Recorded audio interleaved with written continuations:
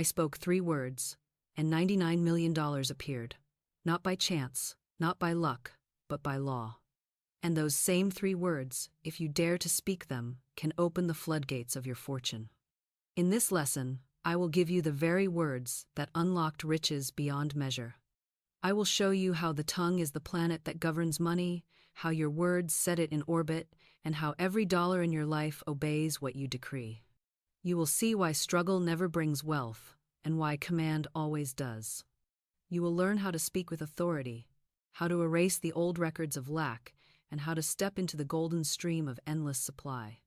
Stay with me, for this is not chance, it is certainty, and when you know the law, you too will command your millions. You may have worked, and yet money slips through your fingers. You may have prayed for relief, only to see more bills pile high.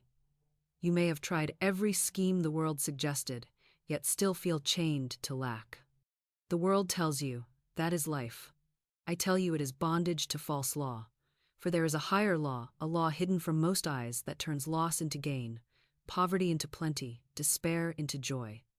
I have seen men on the edge of ruin lifted overnight. I have seen women with nothing but faith speak a fortune into their hands, and I myself have proved it by the word of my mouth. And today, I will place this secret in your hands.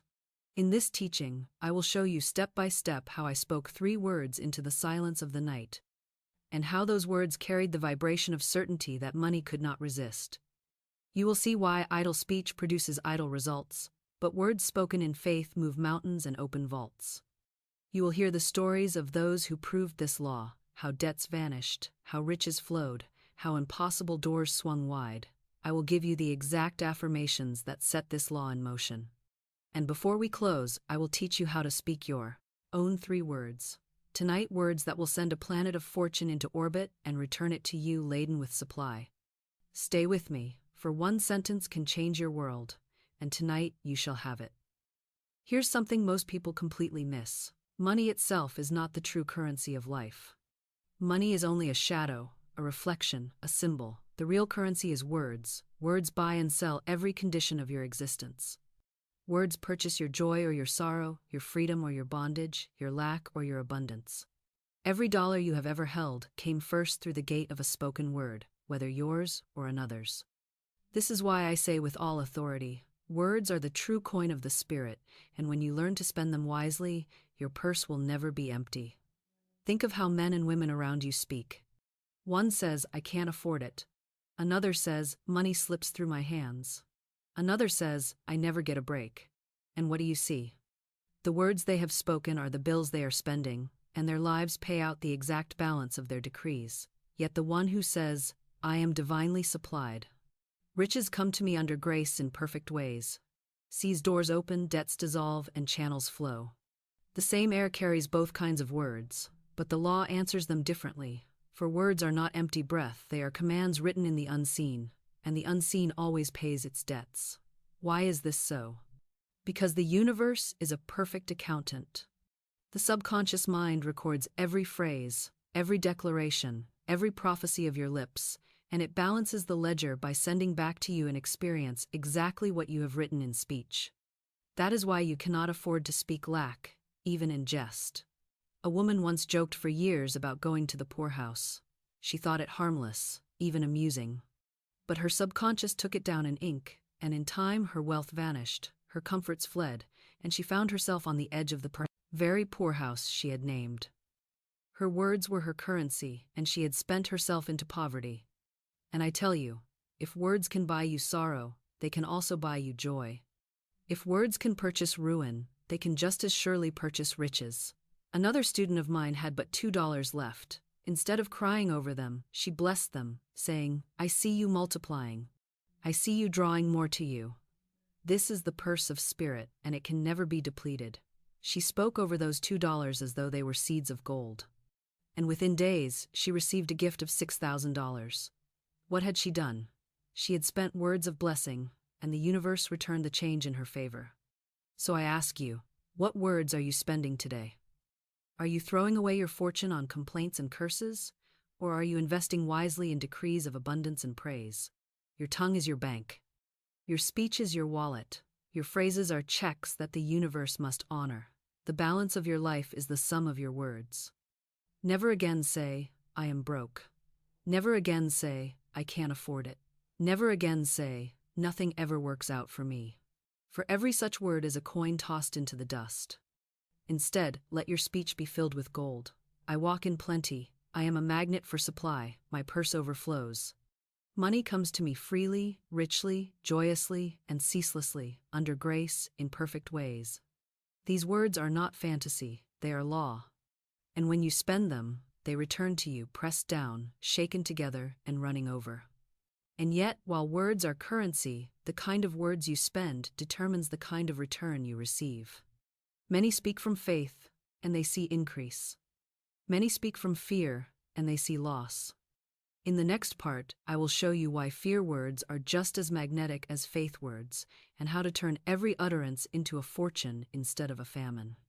This next part may strike you as strange, but it is the very hinge upon which your fortune swings. Every word you speak is charged with either faith or fear, and both are creative powers. Faith is trust in the law of good, and fear is trust in the law of evil. Both go out, both return, both bear fruit after their kind. You cannot open your mouth without planting a seed, and the seed will not ask whether you wished it or dreaded it, it only knows to grow. That is why so many live in the harvest of their own fears, and they call it fate. Think of the language of most men and women. How often do you hear, I always catch cold in winter, my money never lasts, every time I get ahead something happens to pull me back. These are not casual remarks. These are decrees spoken in fear, and the universe answers them with uncanny precision. I once knew a man who feared a certain disease, a rare condition that most never encounter. He read about it, spoke of it, imagined it, rehearsed it in his mind, and in time, the very disease he feared took hold of him. His fear was faith in the wrong direction, and the orbit of his words returned with exact fulfillment. But listen, just as fear creates, faith creates. A woman once came to me trembling about a debt. She could have spent her breath rehearsing all the ways it might end in disaster. She could have filled her hours with the language of fear. What if I cannot pay? What if they take everything? But instead, she obeyed the law of faith. She declared, God is my immediate supply. There is a supply for every demand. She spoke it not once, but over and over, and the words carried the vibration of certainty.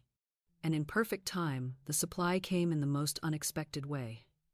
Fear would have chained her to defeat, but faith loosed her into freedom. So you see, every time you open your mouth, you are choosing sides. You are either siding with heaven or with hell, with freedom or with bondage, with increase or with loss. You may not shout it, you may say it with a sigh or even in jest, but the subconscious is a perfect servant. It writes every word into its ledger, and it balances the account by bringing you the matching experience. It has no sense of humor, no power to edit, no right to erase. If you say, I always fail, it nods and writes failure. If you say, I always succeed, it nods and writes success. Which balance do you want your life to pay? I ask you plainly, are you speaking from fear or from faith? When the bill arrives, do you groan, I can't pay it, or do you bless it and declare, this too is already paid by divine supply? When your body aches, do you say, I am getting worse every day, or do you proclaim, I am strong, radiant, vital, filled with life? When opportunity knocks, do you answer with, it's too good to be true, or with, this is my perfect good arriving in perfect time? Your speech reveals your allegiance, and your allegiance determines your harvest. Let this be your pattern interruption. Every time you feel the old habit rising, every time the tongue wants to utter fear, stop and turn it into faith. Replace I can't with I can. Replace I never with I always. Replace it's impossible with God, all things are possible. You will feel foolish at first, as though you are pretending. But soon you will see the orbit shift. Your world will begin to answer faith instead of fear. Doors will open. Money will appear. Health will spring forth. For the universe is exact, and it obeys whichever master you serve with your words. Now that you see how words, whether spoken in faith or in fear, always return to their sender, you may ask, but where do they go? Where are they kept until they come back to me? The answer lies in the great inner bookkeeper, the subconscious mind. It records every decree, balances every account, and pays out in full. Let me show you how the subconscious acts as your unseen ledger, and how you can command it to write only records of abundance. What I am about to share might seem counterintuitive at first, but once you see it, you will never again wonder why certain patterns repeat themselves in your life. Every word you have ever spoken, every thought you have ever indulged, every image you have ever held, is recorded in the great unseen accountant within you, the subconscious mind. The subconscious is exact, impartial, and unfailing. It does not question whether what you spoke was wise or foolish, hopeful or fearful, a joke or a decree. It only writes it down in the eternal ledger, and then balances the account by sending back to you the matching experience. This is why the same troubles seem to return again and again to many people. They think fate has marked them, but in truth, it is only their own bookkeeper paying out on the orders they themselves have issued. Consider the phonograph record, etched with grooves that capture every word, every cough, every hesitation of the singer. When the needle is set upon it, the record plays back faithfully, repeating every sound in perfect detail. The subconscious is such a record, and your life is the playback. If you have impressed it with failure, it will play failure. If you have impressed it with poverty, it will play poverty. If you have impressed it with sickness, it will play sickness. But if you speak to it words of abundance, of strength, of freedom, of victory, it must just as faithfully play those back into your world. I once counseled a woman who said to me, "Why do I always meet with disappointment? Why do I always fall just short of success?" As she spoke, I heard the old record spinning. She had told herself this story so often that her subconscious had carved it into its grooves, and it was playing it back in every circumstance of her life. I instructed her to say aloud, with authority, "I now smash and demolish every untrue record in my subconscious mind. They return to the dust heap of their native nothingness, for they came from nothing and have no power. I now make new and perfect records through the Christ within, records of health, wealth, love, and perfect self-expression." She obeyed, and the very orbit of her life shifted. New opportunities arose, her finances steadied, and her friendships blossomed because the ledger was cleared and rewritten. Do you see how vital this is? You cannot escape the accounts you have charged to your subconscious.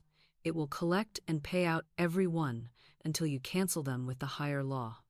You may be haunted by debts of speech you forgot you ever uttered, words spoken years ago in jest or despair. But the subconscious has not forgotten, and it will hold you to them until you speak a higher decree that cancels them. That is why I tell you, never again say, "I am always unlucky. I never get ahead. I am doomed to struggle." These are debts you are charging to your own account. Begin today to speak only credits. I am divinely favored. I move from glory to glory. I walk in perpetual increase. Soon you will see the ledger tip in your favor, and your outer world will display the new balance. Let me ask you, if you opened the great book of your subconscious today, what kind of account would you find? A column of losses and debts, of fearful words and gloomy declarations? Or a column of profits and gains, filled with affirmations of faith, gratitude, and victory? The good news is this: you can balance the books at any moment. You can declare a jubilee, a cancellation of old debts, and you can open a new account filled with riches. The bookkeeper will not resist. It will simply write down the new decree and begin paying it out in your experience. So, stop living on old records. Stop paying out on old debts. Speak now the new truth, and let your subconscious ledger reflect only increase, only abundance, only freedom. For it is a faithful servant, and it will never fail to return to you the exact balance you command. And now we arrive at the heart of the mystery you have been waiting for, the 3 words themselves. For while every word carries power, there are certain words charged with divine authority, words that unlock fortune as surely as a key turns a lock. I will now show you the 3 words of power that, spoken with faith, set the planet of supply into irresistible orbit. This next part changed everything for me, and if you grasp it, it will change everything for you as well. We have spoken of words as currency, of the difference between faith speech and fear speech, of the subconscious ledger faithfully recording every decree, but now we come to the crown jewel of the law, the 3 words of power. These words, when spoken with authority, carry the vibration of certainty, and that vibration compels supply to appear. They are not magic in the sense of superstition. They are magic in the sense of law. They are divine passwords that unlock the invisible vault of abundance and swing wide the gates of fortune. I spoke them every night, not begging, not pleading, not hoping, but declaring, and those declarations brought forth $99 million. The 3 words are simple, so simple that the mind stumbles at their plainness. They are these: it is done. That is the whole of it. Not I hope, not I wish, not maybe one day, but it is done. For when you speak those words in faith, you align yourself with the finished work of Spirit. You step out of time and into eternity, where your good already exists in perfect form. You stop chasing and start claiming. You stop waiting and start receiving. You stop postponing and you take possession now. The subconscious hears it, the universe obeys it, and your world rearranges itself to make visible what you have declared. Think of the Master on the cross. When his work was complete, he did not groan. I hope it succeeds, he declared. It is finished. That was the victory cry, the word that sealed the demonstration. So too must you seal your own. When you pray, do not beg as though God were reluctant. Declare as though God has already acted, for indeed he has. Say over your need, it is done. Say it over your debts, it is done. Say it over your body, it is done. Say it over your dreams, it is done. And then rest in the certainty that the word has gone forth and cannot return void. I knew a woman once who longed for her right work, but she was always saying, I hope something comes. I wish I knew what to do. I wonder if I will ever find my place. I told her, you are postponing your good with every word. Tonight say aloud, it is done. My perfect work is now manifest. I give perfect service for perfect pay. She obeyed, and within a week, the very opportunity she had long desired opened before her. The words shifted her from hope to possession, from delay to fulfillment. So I ask you now, what is the thing you have been chasing, the dream you have been postponing, the supply you have been begging for? Tonight, instead of hoping, declare, it is done. Speak it with joy, with certainty, with thanksgiving, as though you already held the evidence in your hand, for in truth, you do.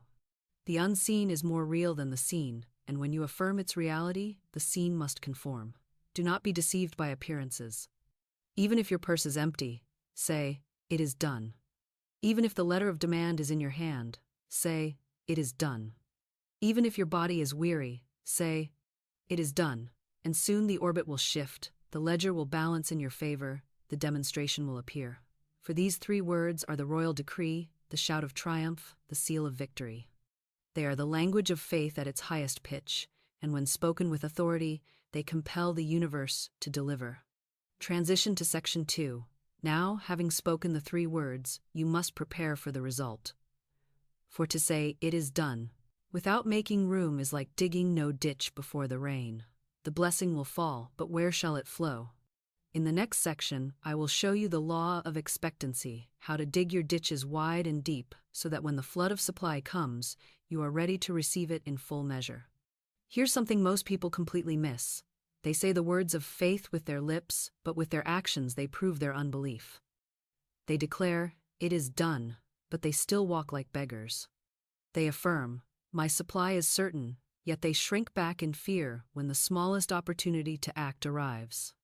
And I tell you, this is why many never see their demonstration.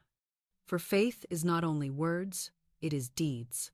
Faith behaves as though the prayer is already answered. Faith acts as though the promise is already kept. Faith moves as though the supply is already in hand. Until you act rich before riches appear, you are still bound by doubt, and doubt delays every blessing. I once had a woman come to me, pale with fear. She faced a lawsuit for $3,000, and she had no money with which to pay. Her whole being trembled under the shadow of that debt. She begged me to speak the word for her, and I did, declaring, God is your supply. There is a supply for every demand. But then I said to her, you must prove your faith by your action. You must behave now as though the money were already yours. She looked at me in surprise. I told her to take me to lunch and not to economize. But Florence, she cried, I only have a little left. I said, Spend as though you were rich, for your true supply is not in your purse, but in God. She obeyed, though trembling, and we sat down together. Not long after, a relative appeared an unexpected channel. He asked her about her finances and, hearing her plight, offered her the exact sum of $3,000. At first, he promised it at the end of the month, but she needed it the very next day. I said to her, "Do not fear. Spirit is never too late." And indeed, the very next morning, that same relative called again and said, "Come to my office at once. I will give you the money today." And so she walked into court with every dollar she needed, her supply complete. Do you see the lesson? Had she clutched her purse in fear, had she pinched her pennies and withdrawn into doubt, she would have proven her belief in lack, and lack would have been her harvest. But by acting rich before riches appeared, by demonstrating in deed what she had affirmed in word, she opened the channel for spirit to act in miraculous ways. Her action was the shovel that dug the ditch. Her obedience was the cup that caught the rain. Her faith was proven not only by speech but by conduct, and the universe answered. So I ask you now, how are you acting? Do you speak of abundance but carry yourself as though you are still in want? Do you say it is done but still hide your face in fear? Do you declare, "I am prosperous," but live as though tomorrow will devour you? If so, you are neutralizing your own word. Faith without works is dead, and works are simply the natural expression of your certainty. When you are sure of your good, you act differently. You prepare the place, you set the table, you enlarge your tent, you walk like one who already possesses the land.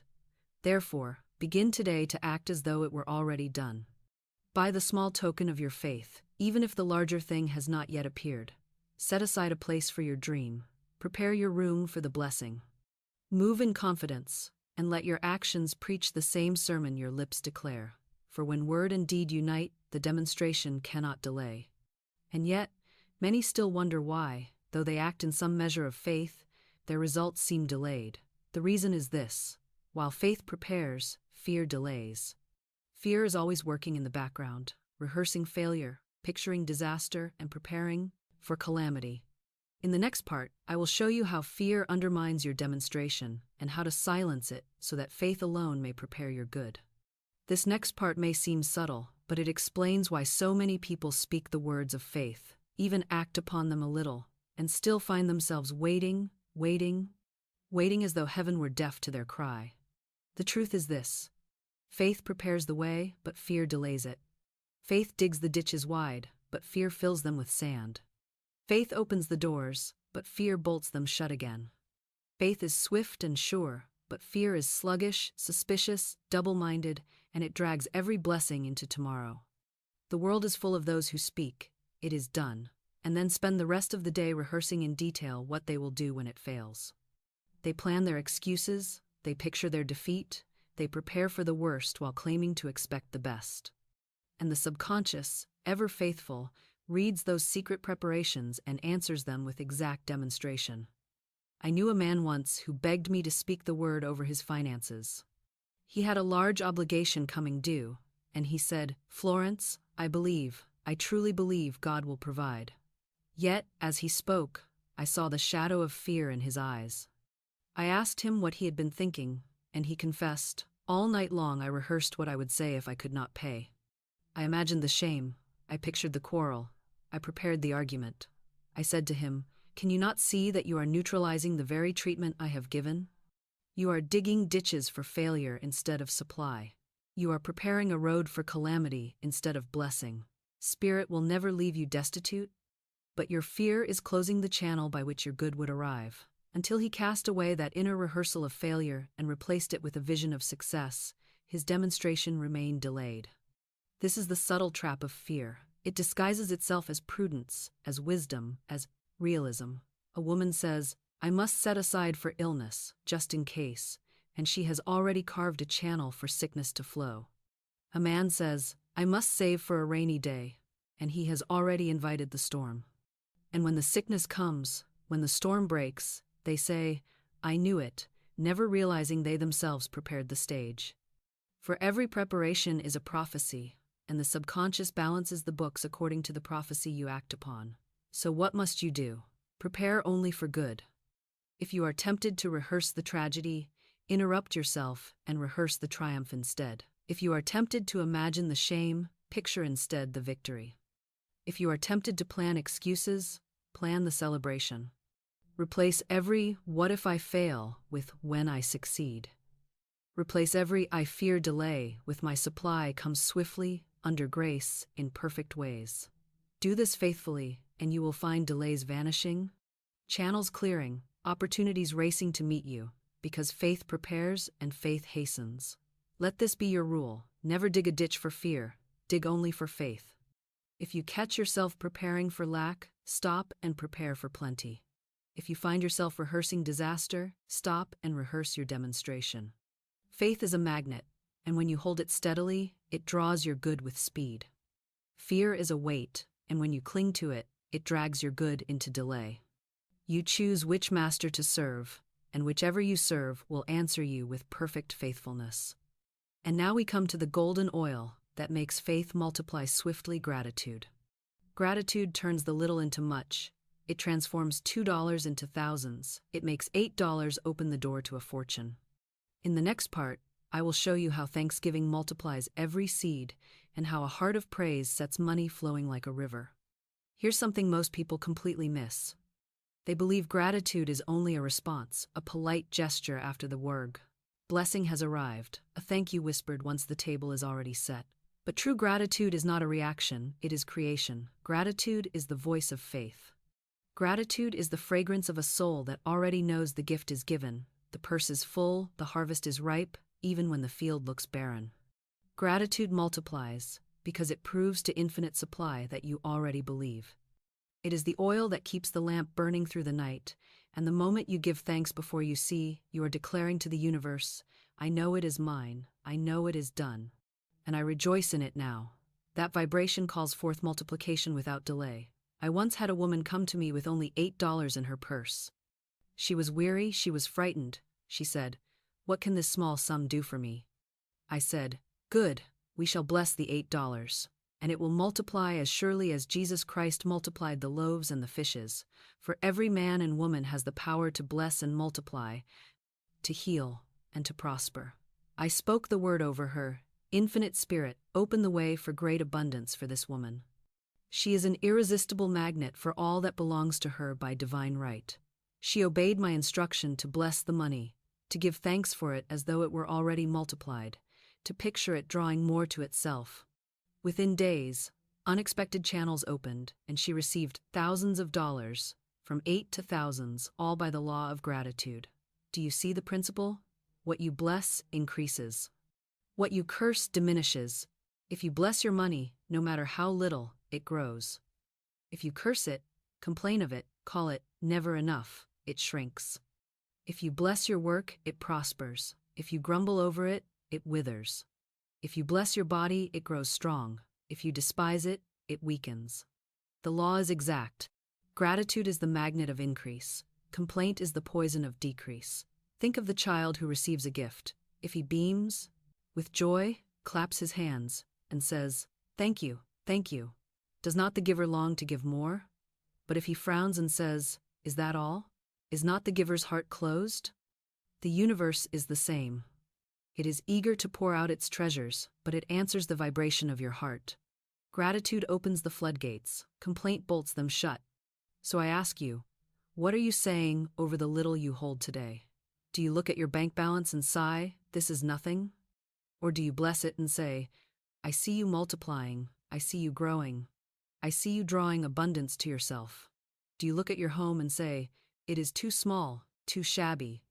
Or do you bless it and say, "I thank God for this home. It is filled with love, it is a stepping stone to greater good"? Your words decide whether the little becomes much or whether the little remains little. Therefore, begin today to make gratitude your constant song. Bless your money, bless your work, bless your opportunities, bless your friends, bless your future. Do it aloud, do it with feeling, do it until your heart thrills with the certainty that more is already on the way. For gratitude multiplies without fail, and those who make it their law live in continual increase. And now I will show you a vivid example of this principle in action, the story of a woman who bought blankets for an apartment she did not yet have. Everyone mocked her, saying it was foolish to prepare before she had the home. But she understood the law of gratitude and expectancy, and those blankets became the very proof of her demonstration. What I am about to share might seem counterintuitive at first, for it runs directly against the world's reasoning. The world says, wait until you have the thing in hand, then prepare. But faith always prepares in advance. Faith acts as though the blessing is already here. Faith digs the ditch before the rain falls. Faith sets the table before the food arrives.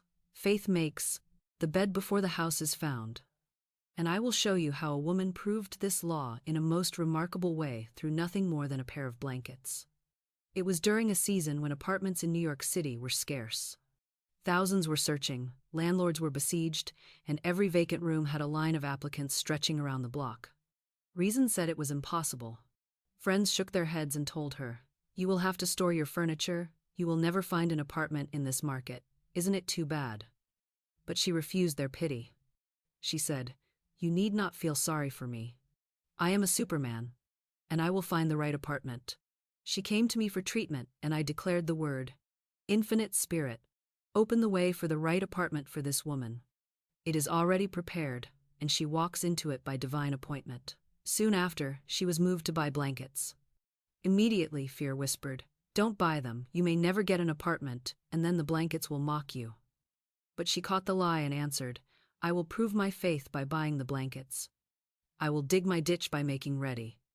And so she purchased them joyfully, giving thanks as though the bed were already waiting for her. Not long after, the very apartment she desired appeared, though more than 200 others had applied for it. By divine right, it was given to her. And when she spread those blankets upon her new bed, she knew they were not just coverings for the night, they were symbols of her faith, tokens of her expectancy, proofs that gratitude and preparation had opened the way. Do you see the beauty of it? The blankets were not mere fabric, they were her declaration in action. They said louder than words, "I believe, I expect, I prepare." And the universe answered, for the universe never fails to fill the space that faith creates. I ask you, what are the blankets you could buy today? What small token can you act upon that says to heaven, "I am ready, I expect, I prepare"? Is it setting aside a desk for the work you long to do? Is it clearing a closet for the wardrobe you know will come? Is it buying the small tool of the trade for the business you have yet to launch? Whatever it is, do it now, for the action will speak louder than all your words. It will tell the subconscious you are serious, it will prove your expectancy, and it will call forth the demonstration. The world may laugh, the doubters may scoff, but the blankets of faith will always outlast their scorn. For while they pity, you will prosper. While they doubt, you will demonstrate. While they wait, you will already be living in your promise. And just as blankets prepared a home, so did a simple trunk prepare a man for a voyage across the sea. It seemed foolish to reason, but faith is always foolish to the natural mind. Let me tell you now how one man bought a trunk before he had a ticket, and how that trunk carried him straight into his heart's desire. Now, let me place before you another living parable of faith, one so striking that it cannot be forgotten once it is heard. It is the story of a man whose longing was to travel abroad, to sail across the sea, to walk the streets of foreign cities, to see the treasures of the world with his own eyes. Yet, to all appearances, such a dream was utterly out of reach. He had no ticket, no money for passage, no wealthy friend waiting to finance his voyage. Reason mocked him, telling him to give up, to stay where he was, to be content with the narrow circle of his life. But faith whispered another message: prepare as though the trip were already yours. Dig your ditch, make room, prove your expectancy. And so he did something that seemed ridiculous to every onlooker. He went out and bought a trunk. Not a shabby old box, not a cast-off to be tucked away in some attic, but a fine trunk, handsome and bright, with a bold red band about its middle, a trunk that spoke of adventure, of distant shores, of voyages to come. When he brought it home, others laughed. They said, "What folly! You buy a trunk when you have no means to travel." But he ignored their mockery, for he knew he was not buying leather and wood, he was buying a symbol of faith. He was proving to his subconscious that the trip was already his, that the passage was already secured, that the ship was already waiting. And as he looked at that trunk day after day, something remarkable happened. His imagination began to vibrate with the reality of the journey. He could almost smell the salt air, hear the cry of gulls, feel the roll of the deck beneath his feet. He found himself already living in the consciousness of travel. The trunk became a sermon to him, preaching silently. Your desire is certain, your dream is real, your voyage is secured. And soon, as surely as night follows day, the demonstration came. A sum of money arrived in his hands through channels he could never have foreseen, and it was enough not only to buy the ticket but to finance the entire journey. The trunk had been the open door, and through it, the blessing rushed in. Do you see the principle? The trunk was his blanket. It was his ditch dug before the rain. It was his proof of expectancy, and it called forth the supply. Every act of faith is such a trunk. Every step taken in advance is a magnet that draws the invisible into sight. The universe never leaves a prepared place empty. Spirit never mocks the one who proves expectancy. What you prepare for in faith must come to pass, for the law cannot deny itself. So I ask you, what trunk must you buy? What step must you take that others will call foolish, but heaven will call faith? Is it purchasing the instrument of your calling? Is it setting aside the space for the work you know is yours? Is it dressing for the occasion you have not yet been invited to? Whatever it is, do it boldly, do it joyfully, do it as though the voyage were already underway. For in truth, it is. The moment you prepare, the unseen ship begins to move, the tide shifts, the harbor opens, and the supply that seemed so far away comes rushing to meet you. Transition to Section 3. Now you have seen the law of preparation, how ditches dug in faith are always filled, how blankets bought and trunks secured become tokens of supply. Yet many, even after preparing, still feel something blocking the flow. They dig, they act, they expect, and still the stream seems dammed. Why? Because unseen walls stand in their way, walls built of resentment, of fear, of old records that must be broken. In the next section, I will show you how to tear down those walls so that nothing remains between you and your fortune.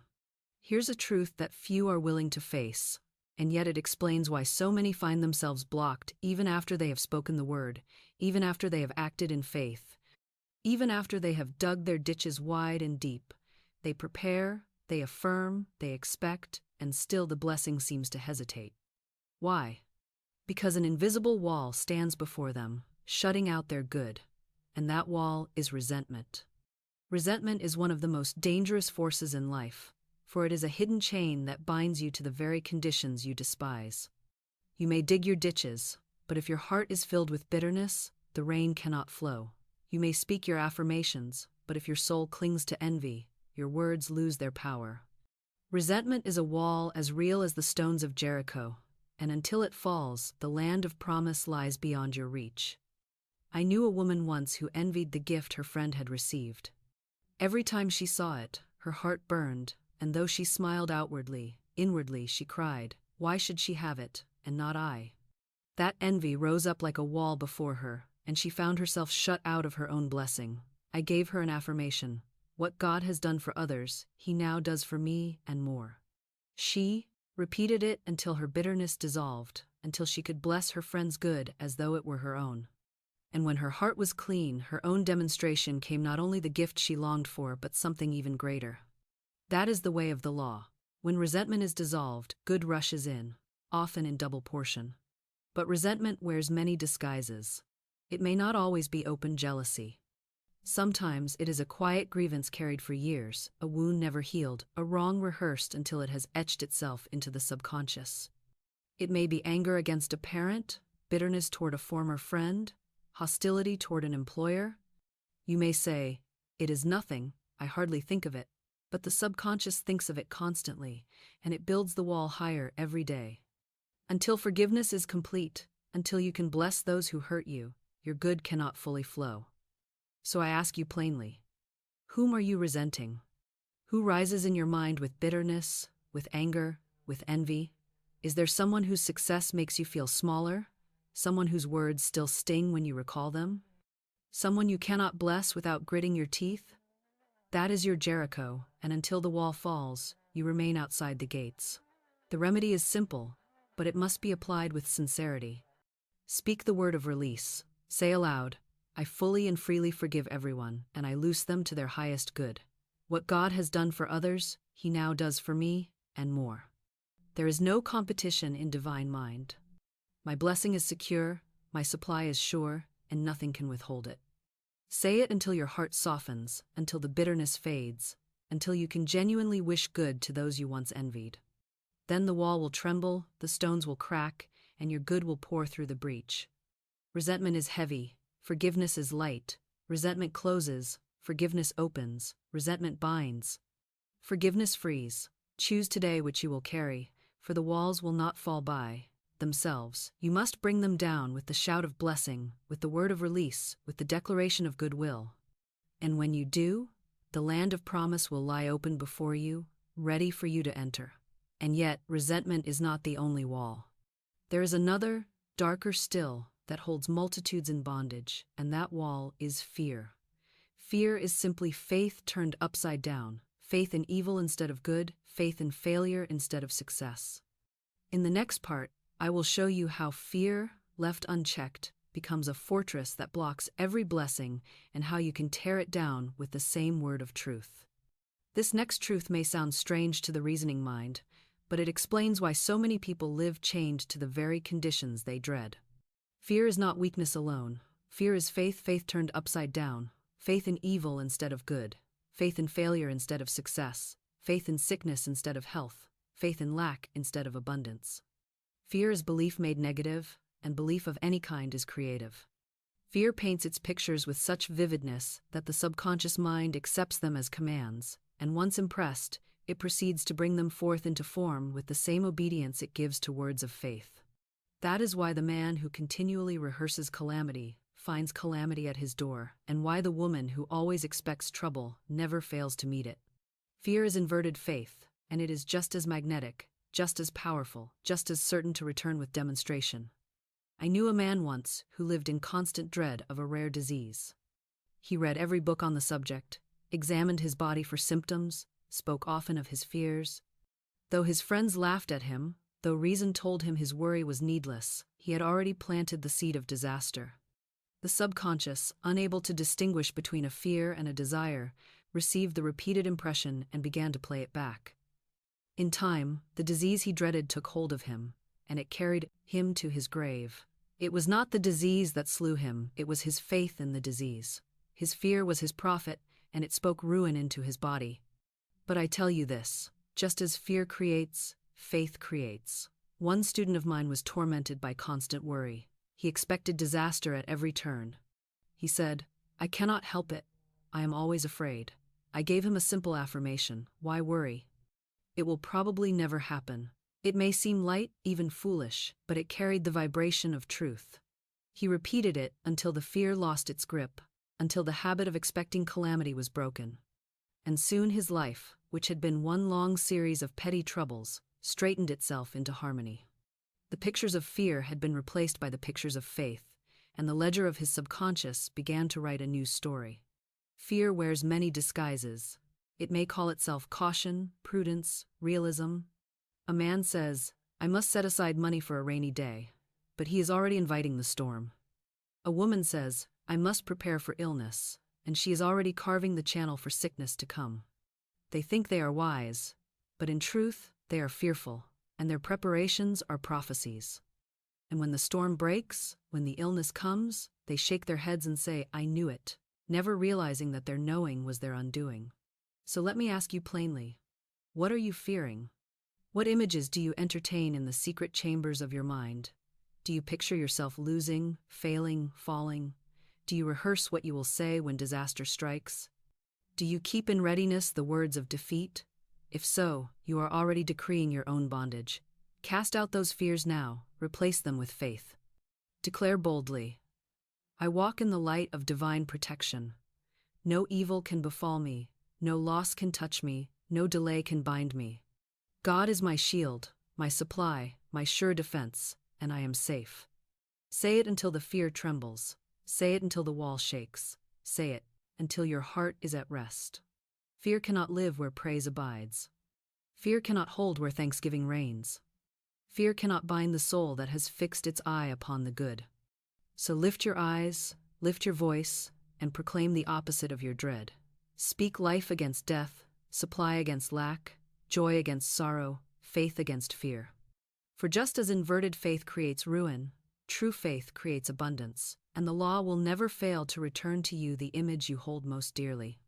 And yet, there is another wall, more subtle than resentment, more habitual than fear, the wall of old records, the grooves cut deep into the subconscious by years of repeating the same story of failure and defeat. Until those records are shattered, the same song will play again and again. In the next part, I will show you how to smash those untrue records and replace them with new melodies of success and abundance. This next truth is one of the most important of all, for it explains why a man may rise for a season only to fall again, why a woman may taste success only to watch it slip through her hands, why families live out the same tragedies generation after generation. It is because the subconscious mind is like a phonograph, endlessly playing the records that have been cut into it by years of repeated words, repeated fears, repeated images. Once a record is cut, it will play back faithfully. It does not ask whether the song is sweet or bitter, whether it brings harmony or discord. It simply repeats, and the life of the person becomes the echo of the grooves pressed into the mind. I have seen people live as prisoners of these old records. One woman said to me, "Every time I come near success, something happens to push it away. I take 2 steps forward and 3 steps back. Why is life so cruel?" I listened and realized she had been repeating this very story to herself for years, impressing it upon her subconscious until it had become the only music her life could play. I told her, "You must break the record. Smash it. Demolish it.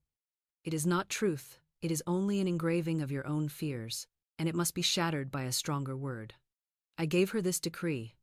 I now smash and demolish every untrue record in my subconscious mind. They return to the dust heap of their native nothingness, for they came from nothing and have no power. I now make new and perfect records through the Christ within records of health, wealth, love, and perfect self-expression. She repeated it with conviction, and soon the old song was silenced. A new melody began to play, and her life changed course. Opportunities appeared, friends multiplied, money flowed steadily, and she laughed, saying, "It was only the old record playing all along." Perhaps you too have an old record spinning in the background of your life. It may be the voice of a parent who said, "You will never amount to much." It may be the memory of a failure that whispers, "It will happen again." It may be the story you tell yourself each time a bill arrives, each time a door shuts, each time a dream seems delayed. These records are not true. They are shadows, impressions, illusions that have no life except the life you give them by letting them play. Break them, smash them, refuse to let them spin one moment longer. The way to do this is not by silence, not by hoping they will fade, but by speaking a stronger word that drowns them out. Just as music can shatter glass when sung at the right pitch, so too can your spoken word shatter the grooves of the subconscious when charged with faith. Say aloud, "Every false record is broken, every wrong decree is erased. I now sing a new song, the song of victory, of plenty, of health, of joy, of love, of perfect self-expression." Say it until the old melody dies, and soon your life will dance to the rhythm of the new. Do not be deceived into thinking that you are chained forever to the patterns of your past.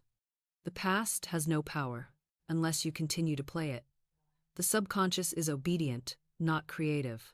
It only replays what has been impressed upon it. When you impress it with new truth, new faith, new affirmations, it must obey just as faithfully. The record will change, the music will change, and your life will change. So stop mourning over the old song. Stop humming the tune of defeat. Break the record boldly, and let the sound of new creation fill your soul. For the law does not ask whether you are worthy of a better song, it only asks what record you choose to play. And once you have broken the old records, once you have silenced the grooves of fear and defeat, there remains a final act to bring the walls of limitation crashing down. It is the act of the shout, the triumphant cry of faith that shakes the very foundations of bondage. Just as the walls of Jericho fell with a shout, so too must your walls fall when you lift your voice in victory. Let me show you how to raise that shout and march into your promised land. Now, we come to the final blow against the walls of limitation, the act that shakes the very ground beneath the fortress of lack, the sound that makes every stone tremble and fall. It is the shout of triumph. Some people imagine that quiet prayers alone will suffice, that whispers in the night are enough to move mountains. And indeed, there are moments when the whisper carries power. But there are also seasons when the obstacle has stood so long, so heavy, so thick, that it must be shattered by the thunder of a great cry of faith. Just as the Israelites circled Jericho in silence for 6 days, and then on the 7th day lifted up a shout so mighty that the walls fell flat, so must you sometimes open your mouth and shout your decree until every barrier collapses. I tell you, words spoken with authority are not mere sounds. They are vibrations that carry through the air, through the ether, through the very fabric of matter itself. They are radioactive forces that cannot be resisted. When spoken with conviction, they penetrate walls of stone, dissolve conditions of bondage, scatter armies of doubt, and rearrange circumstances. This is why I urge my students not only to affirm quietly, but also to speak loudly, joyfully, triumphantly. For when you raise your voice, you raise your vibration. You send forth a sound that reverberates in heaven and in earth, and every power of the universe hastens to obey. I once gave a woman an affirmation whose life seemed chained by endless delay. Every door she tried to open was shut, every effort met with hindrance. She said, "Florence, why does nothing move?" I told her, "Because you are still speaking as though in bondage. You are whispering when you must shout. Take this decree. The walls of lack and delay now crumble away, and I enter my promised land under grace in perfect ways. Do not murmur it, declare it.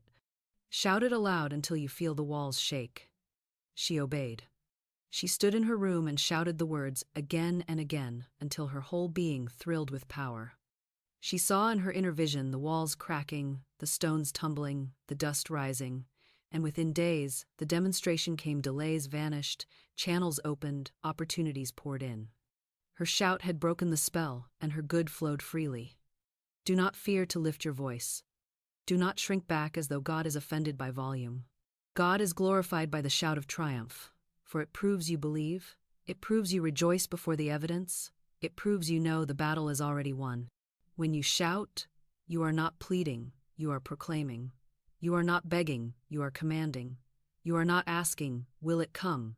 You are declaring, it is here. And heaven and earth must answer such a voice. So I ask you now, what walls stand before you? What debts loom like fortresses? What sickness towers like Jericho? What fear rises like stone? March around it with the silence of expectancy. But, when the time comes, raise your voice and shout. The walls of lack and delay crumble now. I enter my promised land under grace and in perfect ways. Shout it until you feel the power. Shout it until you see the vision. Shout it until the walls fall flat, for they cannot withstand the vibration of truth spoken in triumph. The law has no resistance to joy. The universe has no defense against victory. When you shout with faith, the ground shakes, the walls fall, and you walk straight into your inheritance. Transition to Section 4. Now, when the walls have fallen and the land lies open, a new question arises. Which way shall you go? For in the open country there are many paths, many doors, many voices. Reason will try to guide you, but reason can only see what is past. To walk safely, you need a higher guide, a compass more faithful than the stars, a voice more certain than logic. That guide is intuition, the still small voice within. In the next section, I will show you how to hear it, how to obey it, and how to let it lead you straight into your fortune. When the walls have fallen and the land lies open before you, the question is no longer, can I enter, but rather, which path leads to my treasure? For there are always many roads, and reason, that proud servant of the human mind, will rush forward to guide you. Yet reason is blind beyond appearances. Reason can only calculate with the fragments of yesterday. It looks at what has been and says, therefore this must be, but your true good is never contained in yesterday's limits. The riches of spirit are not bound by charts or statistics. They spring forth in ways that no logic could foresee. They arrive through channels no intellect could devise, and they are guided by a voice that reason cannot hear. That voice is intuition, the still small voice of spirit within you, the compass that always points to your true north. I tell you, Intuition is your most faithful guide, yet most people dismiss it, silence it, or argue against it because it does not fit the reasoning of the natural mind. They say, it makes no sense, it is too risky, it cannot be done, and in doing so, they walk straight past their demonstration. But the one who listens, the one who obeys without hesitation, finds himself at the right place, at the right time, meeting the right people, receiving the right supply. It looks miraculous to the world, but it is simply obedience to the inner compass. I recall a businessman who needed a loan to save his venture. He had already applied at the bank and had been refused. Disappointed, he walked away, and reason told him it was finished. But as he went, a voice within whispered, "Go back," he argued, saying, "Why should I return? They already said no." Yet the voice persisted, gentle but firm. "Go back now." At last he obeyed, and as he entered, he discovered that in the very moment he had turned away, new instructions had reached the officer. The loan was granted without delay. Had he listened to reason, he would have walked away empty-handed. By listening to intuition, he walked straight into his demonstration. Do you see the lesson? Intuition is never hurried, never anxious, never confused. It speaks with calm authority, a gentle nudge, a sudden knowing, a quiet voice that says, "This is the way, walk ye in it." And when you trust it, you cannot be misled. Reason argues, intuition knows. Reason hesitates, intuition is certain. Reason sees obstacles, intuition sees paths. Reason says, "There is no way." Intuition says, "I am the way." So I ask you, how many times have you felt that nudge, that inner whisper, and ignored it? How many times did you say afterward, "I knew I should have done it"? That is the voice of spirit within you, and it is always faithful. Learn to trust it in the little things, and soon you will trust it in the great. When it says, "Turn here, wait there, speak now, act quickly," obey at once, for delay is disobedience in disguise. Begin each day with this affirmation. I am divinely sensitive to my intuitive leads. I follow them without hesitation, for they are the voice of God guiding my path. Speak it until it becomes your nature, and you will walk through life as though invisible hands prepared the way, as though doors swung open at your approach, as though every step carried you nearer to your perfect demonstration. For indeed, it will. And yet, it is not enough to hear the voice, you must obey it. Many hear, but few follow. They argue, they delay, they dismiss, and in so doing they lose the blessing. In the next part, I will show you how obedience to intuition unlocks doors no man can shut, and how each act of swift compliance multiplies your supply. It is one thing to hear the voice of intuition, but it is another thing entirely to obey it. Many people confess to me that they feel the gentle nudge, they sense the inner warning, they glimpse the sudden flash of guidance, yet they hesitate. They pause to reason it out, they weigh and measure, they delay until the moment has passed, and then they sigh, saying, "I knew I should have obeyed." To hear and not to act is as useless as knowing the combination to a lock and never turning the dial. The treasure is there, the way is clear, but without obedience, the door remains shut. Understand this well. Obedience is the golden key that swings open the gates of supply. Spirit speaks in whispers, not in shouts. It rarely argues, it rarely insists. It gives the lead and waits for your obedience. If you follow, the way opens in ways that seem miraculous. If you ignore, the opportunity fades, and you are left wondering why nothing happens. I have seen men and women delay their blessings for years, not because God withheld from them, but because they refused to obey the inner voice when it spoke. Think of the parable so often told of the man caught in a flood. He prayed earnestly for rescue. A rowboat came, but he waved it away, saying, "No, God will save me." A motorboat came, and again he refused. A helicopter hovered above, but still he declined, waiting for divine deliverance. At last he drowned, and when he stood before the Lord, he cried, "Why did you not save me?" And the Lord answered, "I sent you a rowboat, a motorboat, and a helicopter, but you would not obey." The lesson is plain. The channels of supply may look ordinary, but they are the very instruments of divine rescue. Intuition will point you to them, but only obedience can make use of them. Do not despise the small leads. If the Spirit prompts you to take another street, to make a call, to write a letter, to step into a store, to wait 5 minutes longer, obey. For that small step may be the link in a chain of events that brings your fortune to your hand. Do not say, "It is too trivial, it cannot matter." Everything matters in divine timing, and obedience in little things prepares you for obedience in great things. The one who ignores the whisper in small matters will not trust the voice in greater ones. And remember this: obedience must be swift. Delayed obedience is disobedience in disguise. The longer you wait, the louder reason becomes, the stronger doubt grows, the more the moment slips away. Act at once, even if you do not understand. You do not need to see the end of the road, you only need to take the next step.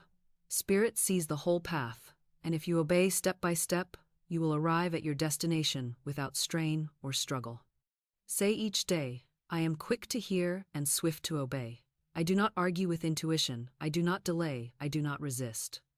I act at once, knowing that every lead brings me closer to my good." Make this your decree, and soon you will find doors opening before you that others cannot budge. You will discover opportunities arriving at the exact moment you are ready. You will see supply flowing through channels you never imagined. For obedience is the proof of faith, and faith always unlocks the door. And now let us look deeper still, for intuition is not only a voice to be heard and obeyed, it is also a symbol woven into the very stories that have shaped our imagination. Even the fairy tales of childhood carry its message. The tale of Cinderella and her fairy godmother is not a fable only for children, but a picture of the superconscious mind at work, showing how intuition transforms rags into riches, ashes into beauty, defeat into triumph. Let me show you the fairy godmother within, and how she waits to wave her wand in your life.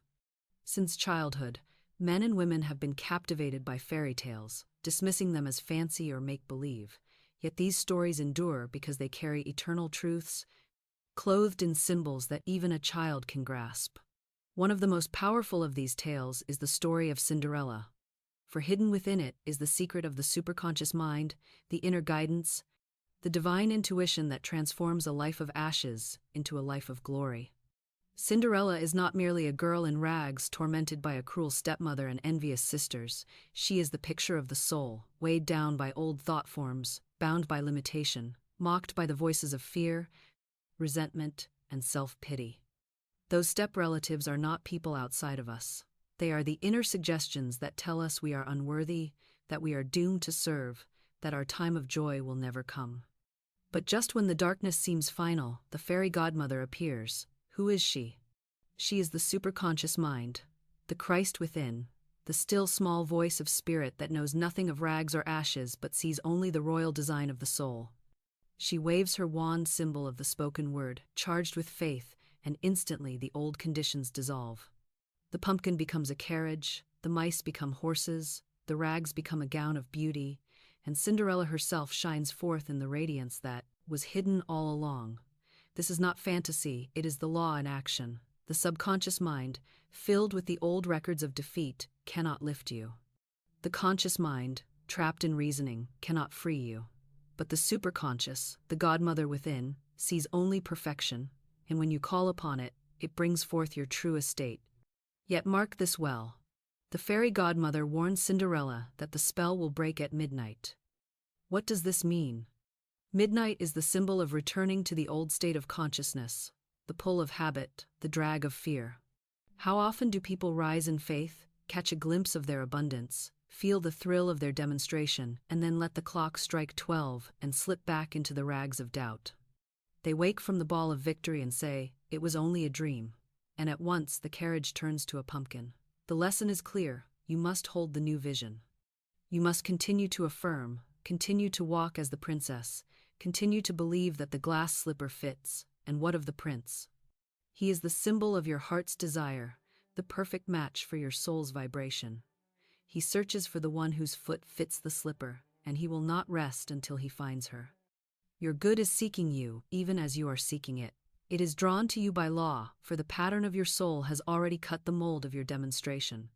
When you rise out of the ashes, when you trust the fairy godmother within, your good cannot miss you. It will knock at your door, it will place the slipper upon your foot, it will claim you as its own. So do not despise the ashes, Do not mourn the rags. Do not believe the taunts of the stepsisters of envy and fear. Call upon your intuition, your fairy godmother within.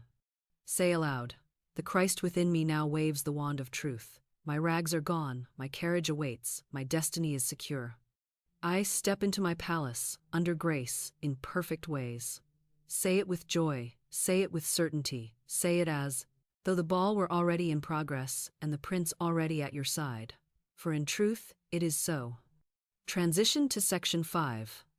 And now, having heard the voice above reason, having obeyed its leads, having trusted the fairy godmother within, you are ready for the final step, dominion. For intuition may guide, but it is your word, spoken with authority and joy, that crowns the law with power. Dominion is not toil, it is command. It is the delight of ruling your world by the decree of your tongue. In the next section, I will show you how to wield your word as a wand, how to set planets in motion with your speech, and how to reign over your affairs with joy. Now we come to the high place of the whole teaching, the summit where all roads converge, the truth that holds the key to dominion. Your word is your wand. The tongue is not a small member, it is the scepter of your kingdom. With it, you bless or curse, you build or destroy, you open or shut. Every syllable you speak is a stroke of the wand, every affirmation is a decree that shapes the invisible into the visible. Most people imagine their words to be idle, drifting into the air like smoke that vanishes.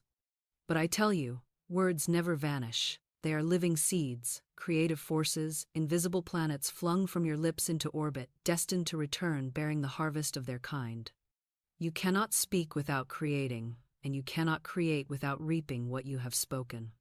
Consider the woman who came to me with trembling hands and only $2 in her purse.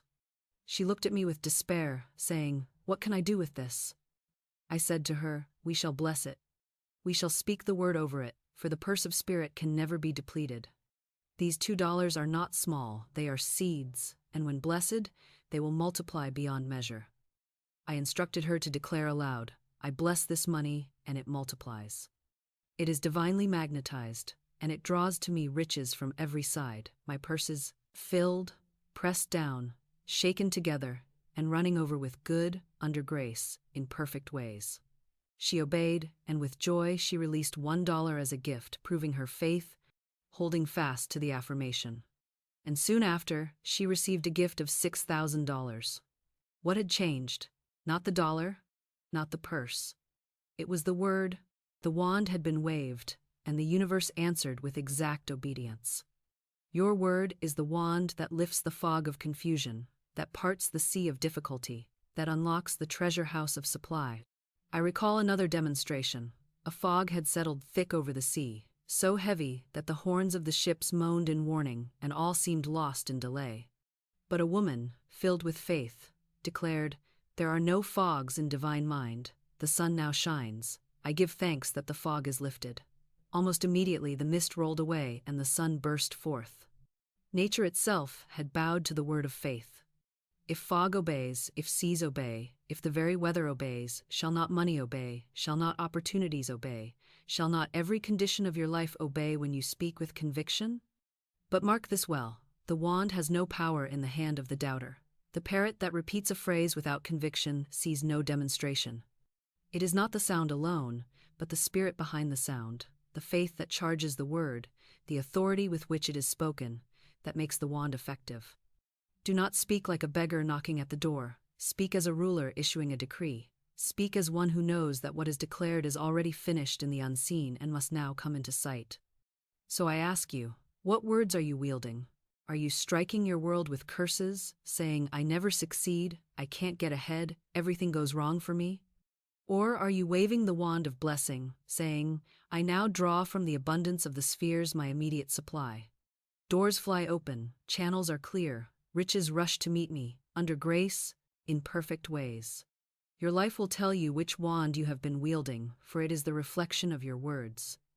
Therefore, take up the wand consciously. Speak no idle word, utter no phrase of lack. Let your tongue be the instrument of your dominion, the tool of your creation, the royal scepter of your reign. For your word is your wand, and when you wave it in faith, miracles follow as surely as night follows day.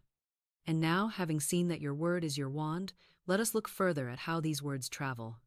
For they do not vanish into the air, they go forth like planets, circling in their orbits, gathering substance, and returning laden with demonstration. In the next part, I will show you how every word you speak is a planet in motion, and how to fill your heavens with stars of abundance. Every word you speak is not a fleeting sound that dies upon the air. It is a living force, a body of energy, a planet flung into space by the vibration of your tongue. The moment you speak, the word goes forth like a celestial body, and once set into motion, it never ceases until it completes its orbit and returns to you, carrying in its atmosphere the very essence of what you spoke. This is why I say with all certainty that there are no idle words. The world treats conversation as chatter, as harmless noise, but heaven and earth record every syllable, and the law of return is faithful. You are living today in the orbit of the words you spoke yesterday, and you will live tomorrow in the orbit of the words you are speaking now. Think of Ali Baba standing before the mountain sealed with stone. No hammer could break it, no key could open it, no force could move it. Yet when he spoke the words, "Open Sesame," the great door rolled back and treasure beyond measure lay revealed. The story may be legend, but the law it carries is eternal.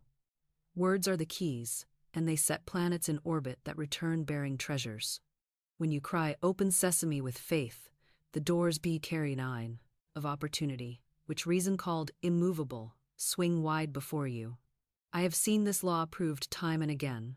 One student of mine felt trapped, every door shut, every channel blocked. She knocked, she wrote letters, she pleaded, but nothing moved. At last I said to her, "Stop begging the doors to open, speak the decree, say aloud, I now open the way for my immediate supply, under grace, in perfect ways. Speak it until you feel the vibration of certainty."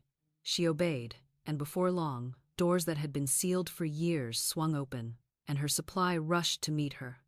Her word had gone forth, circled the heavens, gathered the people, the circumstances, the events required, and returned laden with good. Do you see the image? Each phrase you utter is a planet. Some fling out dark and heavy, carrying fear, resentment, complaint, and they return like meteors, burning and destructive, striking your affairs with ruin. Others shine bright as suns, filled with joy, gratitude, abundance, and they return lighting your whole world with glory. You cannot escape their return. The orbit is faithful. What goes out must come back. Therefore, fill your heavens with stars of light, not clouds of darkness. Let every word you speak be a bright planet, destined to return with riches. I ask you, what kind of planets are you setting into orbit today? Are you saying, "I can't, I never, I'm always unlucky"? Then your skies are crowded with dark bodies, circling back with delay and disappointment. Or are you saying, "I can, I prosper in all I do"? Then your skies are filled with radiant orbs, circling back with abundance. Choose this day which heavens you will create, for your speech builds your universe. Speak with intention. Send forth only planets of good. Say aloud, "I now send forth words of light." They circle the heavens and return to me filled with success, filled with money, filled with love, filled with joy, filled with freedom.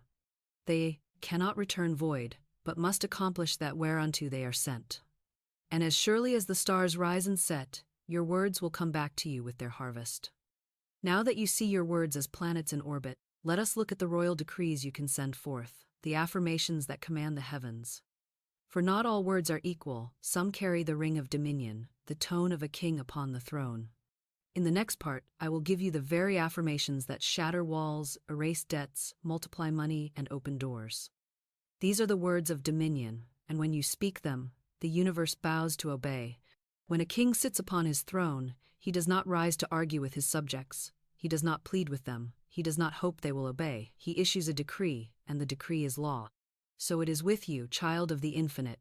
You are heir to divine dominion, and the tongue is your scepter, your affirmations are your decrees, and your world is the kingdom that must obey. These affirmations are not mere words, they are royal commands. They are not suggestions whispered into the air. They are proclamations written in fire upon the unseen, and the unseen hastens to clothe itself in form. Every time you affirm, you are not asking, you are ruling. You are not begging, you are commanding. You are not hoping, you are declaring that which already exists in the mind of God and is now made visible in your affairs. I have watched the lives of my students turn as swiftly as a ship changes course when they begin to speak affirmations of dominion. One who had been bound by debts began to declare, I now draw from the abundance of the spheres my immediate and endless supply. All channels are free, all doors are open. Infinite Spirit is never too late, never too soon, but always on time. She spoke it daily, with authority, with joy, and soon unexpected checks arrived, opportunities blossomed, and her burdens dissolved. Another who felt shut in by delay proclaimed, the walls of lack and delay now crumble away, and I enter my promised land under grace, in perfect ways. She visualized the walls falling as she spoke, and within days the hindrances melted, and her good rushed forward. But hear me clearly, it is not the repetition alone that carries the power. A parrot may mimic the same phrase 1,000 times, and no miracle will appear. The difference is in the spirit behind the words. When you speak as one with authority, when you speak as though you know it is already done, when you speak with the joy of one who already possesses the blessing, then the affirmation is not mere sound, it is law, and the law moves swiftly. Here are affirmations of dominion that I charge you to speak aloud, morning, noon, and night. I am now linked with an endless golden stream of prosperity, which comes to me under grace, in perfect ways. I give thanks that every demand is met, every bill is paid, every debt is dissolved, and I walk in freedom, plenty, and joy. There is no competition in divine mind. What is mine by divine right cannot be taken from me, and what is not mine I release in peace. I stand fearless, free, and abundant, for God is my supply, and my supply is sure. Speak them not as though you are trying to make them true, but as though they are eternally true and you are simply proclaiming them into visibility. Feel them vibrate in your bones, see them as already accomplished, rejoice in them as though the harvest were already in your hands. For the law responds to joy more swiftly than to effort, to certainty more powerfully than to repetition, to faith more perfectly than to fear. So rise each day as the king or queen of your world. Take up your scepter, which is your tongue, and decree only that which you desire to see. Refuse to waste words on lack, on doubt, on delay. Let every affirmation be a royal order, and watch your life transform into a kingdom of abundance, for affirmations of dominion are not wishful thinking, they are heavenly laws spoken into earthly form. And now, to crown it all, I will show you that dominion is not a heavy duty or a grim burden. It is not toil to command the law. It is joy. The final secret is this. Speak your words with gladness, affirm with delight, command with laughter, and you will find the law answering more swiftly than ever before. For dominion is a game to be played with joy, not a weight to be carried in fear. Let us finish this lesson with the art of joyful command. Now we come to the final jewel in the crown of dominion, the secret that transforms command from a heavy task into a song of victory. Joyful command. Many who first learn the law treat it as a burden. They speak their affirmations with solemn faces, heavy tones, and strained effort, as though they were grinding out prayers from a place of fear. But the law is not moved by heaviness, it is moved by joy. Dominion is not drudgery, it is delight. To speak the word is not to toil, it is to play. It is the joy of a child blowing bubbles into the air, knowing they will shimmer in the light. It is the laughter of one who already holds the prize, rejoicing before the evidence appears. For joy is the highest vibration of faith, and when you command with joy, the universe hastens to obey. I once had a student who practiced her affirmations so sternly that her whole being grew rigid. She said them hour by hour, but her voice was hard, her spirit strained, and nothing seemed to move. She came to me weary and said, "Florence, why do I not see results? I am faithful in repeating the words." I said to her, "You are faithful, but you are joyless. You are making the law a labor when it is meant to be a game. Speak your affirmations as though you were singing a hymn, as though you were celebrating a victory already won." She obeyed. She began to clap her hands as she spoke, to laugh as though she already held her demonstration, to sing her affirmations as though they were songs of triumph. And almost at once, the atmosphere shifted. Within days, doors opened, money appeared, and her face shone with light. Her joy had given wings to her words, and the law had rushed to perform them. Do you see? The universe delights to serve the joyful. Gratitude multiplies, but joy accelerates. Fear binds, but joy liberates. Doubt delays, but joy hastens. Dominion is not grim, it is glad. You are not dragging a load uphill, you are dancing in the fields of your inheritance. Every affirmation is not a chore, it is a celebration. When you declare, "I now draw from the abundance of the spheres my immediate supply," do not say it with a sigh. Say it with a shout of laughter, say it with a sparkle in your eye, say it as though the supply were already overflowing your purse, and watch how quickly the purse fills. Joy is contagious, it is magnetic. When you affirm with joy, not only does the universe answer, but people are drawn to you, opportunities gravitate toward you, doors open because your vibration announces abundance before you speak another word. Joy proves that you believe. Joy proves that you expect. Joy proves that you know. And the law always responds more swiftly to knowing than to striving. So let your dominion be filled with laughter. Let your affirmations ring like songs of praise. Let your words carry the tone of victory. Speak not as a soldier in a weary battle, but as a victor celebrating a triumph already secured. For your word is law, and when spoken with joy, it carries irresistible force. And now, beloved, we have reached the end of this great lesson. You have seen that money, fortune, and supply are not ruled by chance, nor by toil, nor by men, but by your own word, your own faith, your own obedience to the law.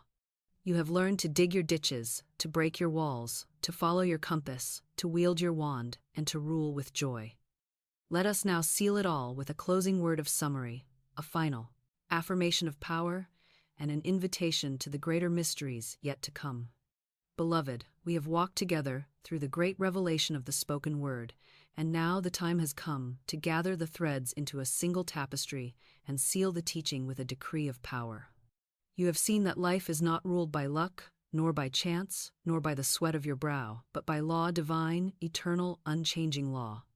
You have learned that money itself is not your master, but your servant, that it obeys the planets of speech you fling into orbit, that it rushes along the channels you prepare, that it is drawn irresistibly to the vibration of your faith. You have learned to dig your ditches in expectancy, to prepare before the rain falls, to bless the little so that it multiplies into much. You have learned to break down the walls of resentment, to cast out fear as inverted faith, to smash the old records of defeat, and to shout down the barriers until they crumble into dust. You have learned to trust the compass of intuition, the still small voice within that never errs, the fairy godmother of your own superconscious mind, who transforms ashes into beauty and leads you by paths you knew not. And at last, you have taken up the wand of your word, decreeing with dominion, affirming with authority, and discovering the joy of ruling your world by the law of the spoken word. So now, let us seal it. Let us declare together, here and now, the decree that opens every gate, the affirmation that crowns every lesson. Say it with me, not as a beggar, but as a ruler. Not as one hoping, but as one knowing, not in heaviness, but in joy. The walls of lack and delay now crumble away, and I enter my promised land, under grace, in perfect ways. My word is law, my supply is sure, and riches rush to meet me now. Speak it until your heart thrills with certainty. Speak it until the orbit shifts.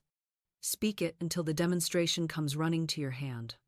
For the law is faithful, and it will never fail the one who speaks with faith and joy. And yet, I tell you this, money, though a mighty servant, is not the final secret. There is another planet, hidden still from most eyes,